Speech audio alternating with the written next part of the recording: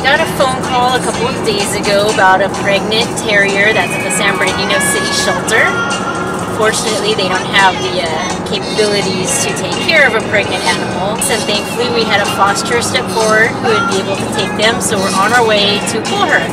However, last night we got another call that she's no longer pregnant. She had 5 little puppies. So we're on our way to pull mom and puppies and drive her off to a foster.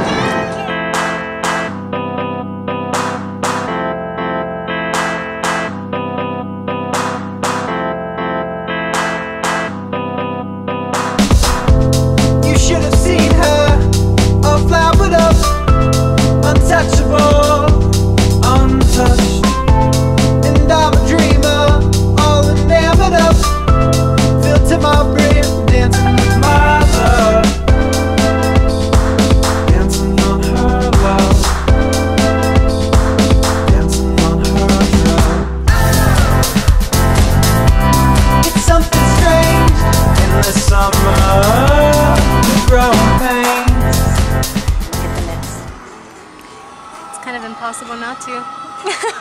It's kind of impossible not to. Shut your mouth.